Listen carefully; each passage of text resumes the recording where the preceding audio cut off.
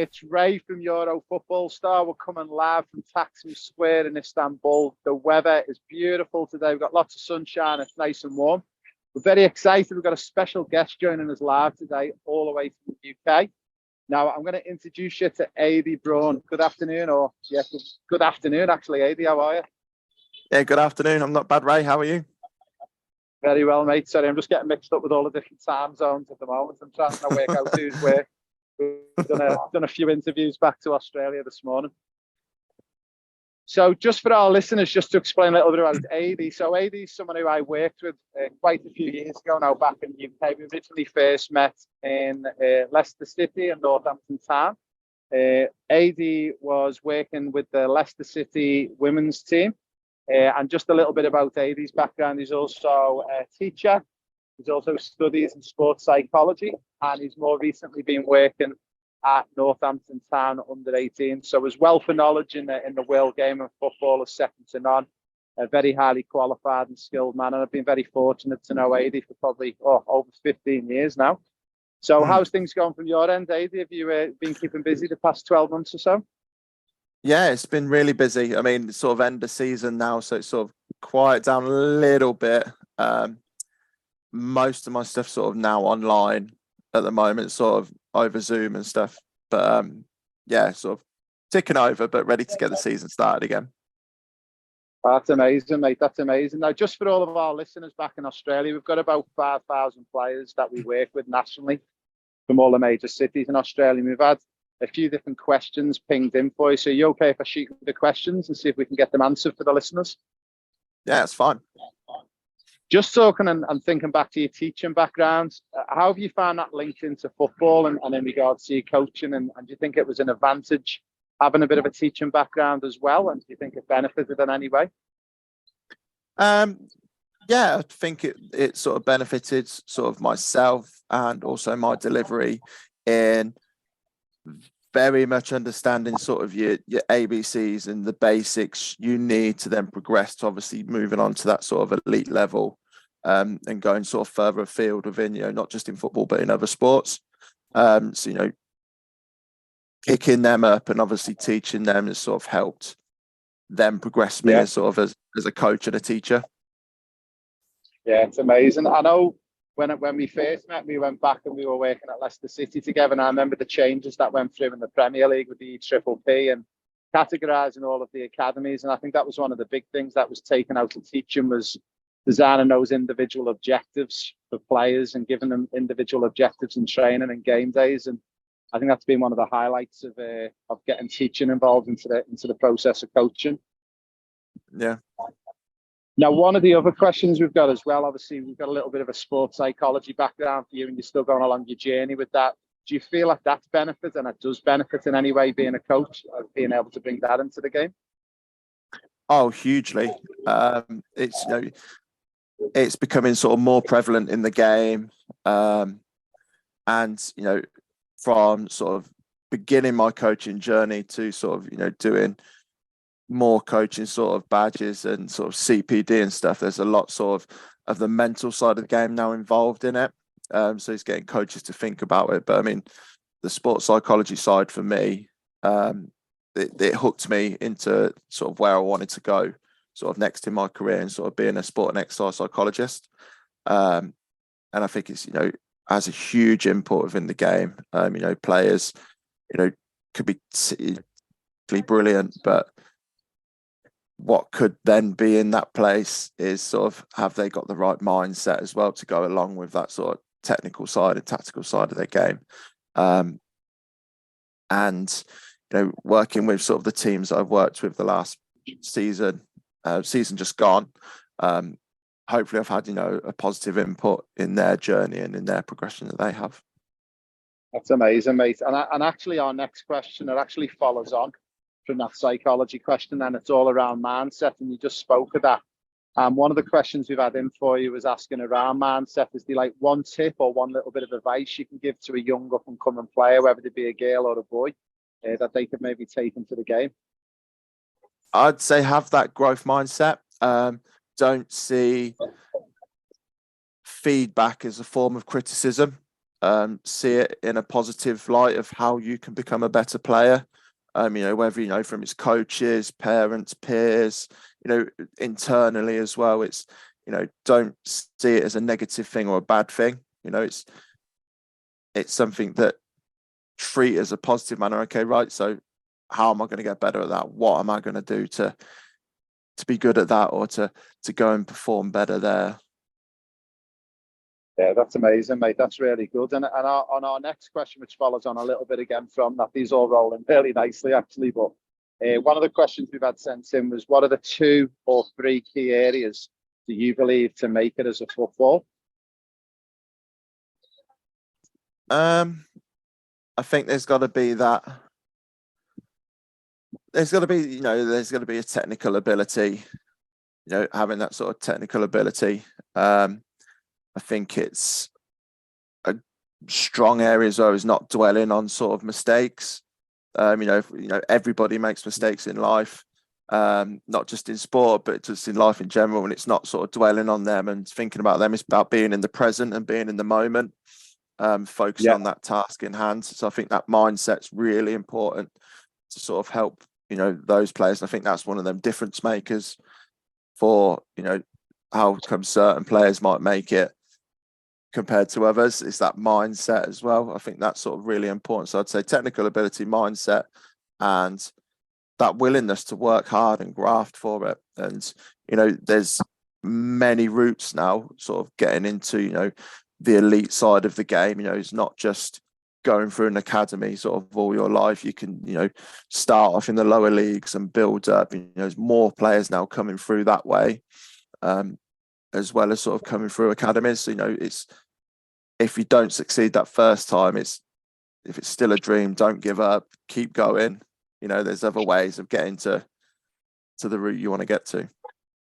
That's amazing, mate. I mean, obviously my background being in Australia on and off for the last 16 years, it's a couple of the key areas you mentioned, areas that players we've noticed as a company that players struggle with, their technical ability. They don't focus enough in the younger age groups on ball manipulation and that repetition.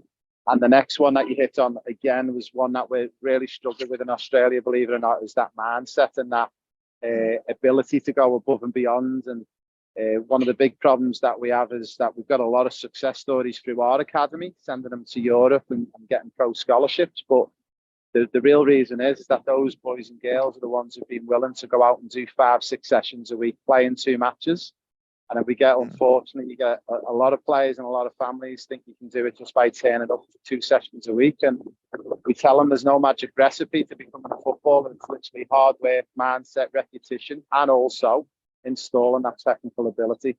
Now, just following on from that one, AD, obviously we did have a link and a connection with Leicester City Women's, and we coached together. And just on the women's game, I was back in the UK in September last year. We went to see Liverpool v Everton at Anfield in front of 50,000 fans, which was just phenomenal. It blew me away at how big the game's got in the UK. And one of the questions that we got was, why do you believe the WSL, the Women's Super League, all of a sudden is probably the world leader in women's football, and why England got so successful in regards to the women's academies and the women's first teams? I think there's a couple of reasons, I'd say. Obviously, there's more investment, from whether that through sponsorship or through sort of the FA or local FAs. There's a lot more coaching availability now to sort of women's and girls football at all levels of the game. They've started like a Wildcats at a very young age. There's that access now, whereas before, say 10 years ago, there wasn't that access for girls to continue football going into sort of middle school, secondary school, but now there's that opportunity too. A lot of clubs now, especially clubs that want to look at being sort of grassroots certified clubs, and with their local FAs, normally have to have a girls team involved. There's a lot more, I'd say, sort of RTCs or academies. I mean, it's changing for next season. So there's allowing for more, and it's giving the clubs responsibility as well into sort of putting money into the pot as such the women's game. Yeah, the opportunities have up the ante a bit, and I'd say that, you know, that sort of hold on, sorry, that's the dog. That's okay. It's all good, mate. Keep going. I'd say, yeah, it's sort of that opportunity to obviously play, and then to take it away from sort of a school setting into sort of clubs, grassroots. There's more sort of academies or development centres for girls, either with clubs or FAs, as well, county FAs as well. So the opportunities are there. I'd say then another thing is, you know, through, I think, the success that the women's team have had recently over the recent years, that's been a benefactor as well. Yeah, I'd say there's loads of different reasons to why, but it's fantastic to see the crowds they're getting now in the WSL. Yeah, it's amazing. Like, I was blown away. I went and visited Liverpool's Girls Academy down in Skelmersdale as well.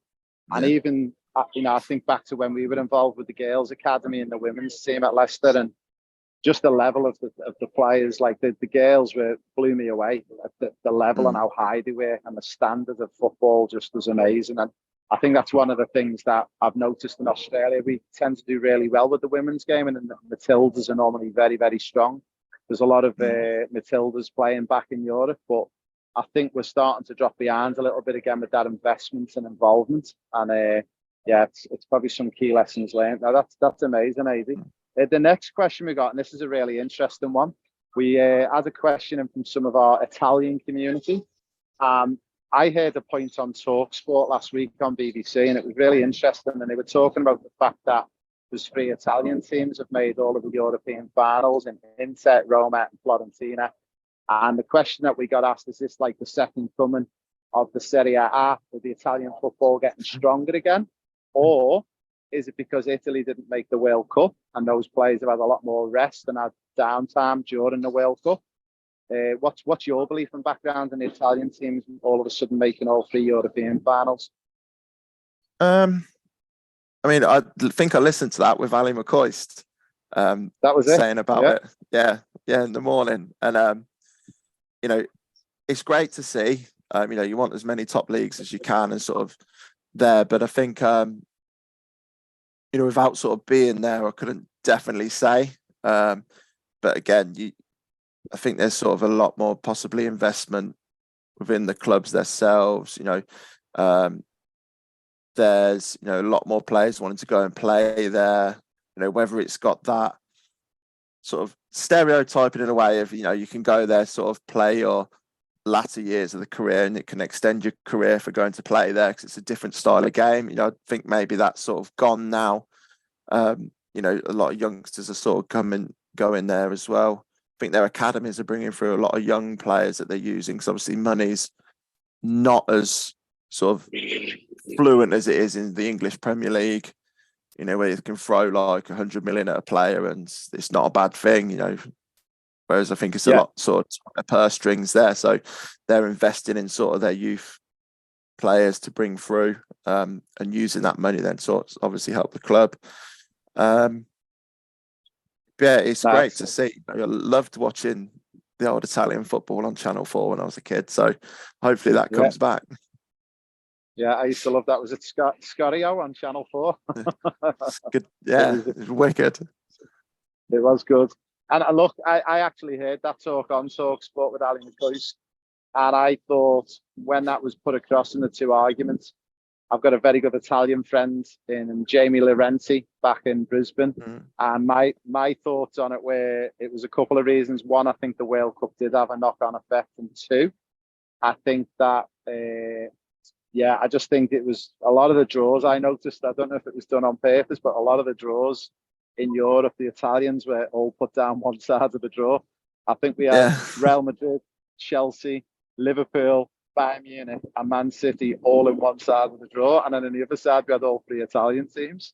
So maybe they did just get a little bit lucky, but I did predict that no Italian team's going to win a European trophy, and so far I'm right, because Roma lost. AD, just for you, just one final question before we finish. What's your plans for the future, mate, and what are you going to try and do in football, and what's your next steps? Well, I'm currently a sport and exercise psychologist in training. That's a 3-year journey. I'm a year and a half in, so I've got another year and a half left. When I finish that, I can then register with the HPC over here to become a recognised sort of sport and exercise psychologist. Plan is to continue what I'm doing, working with clubs. So the last year I did sort of a lot of voluntary work with several different clubs. Then looking at sort of getting more full-time work and sort of paid work within the area. Trying to stick in football for now because it's sort of my background, but I would like to venture sort of into the psychological side of other sports, and sort of working in other sports and other areas. Amazing, mate. And one final thing, if you ever fancy a trip out to Australia, mate, you let me know. We've got some really good players over there. I think they'd benefit from having you out for a week or two. So if you're keen to come and join us, mate, in the next 12 months, I'd love to bring you over for a couple of weeks. Yeah, that sounds great. That'd be amazing, mate. Well, thank you very much, AD Brawn, for joining us, and all our listeners are going to love watching this one back. So a big thank you to AD, and a big thank you to all our followers and listening and tuning in today.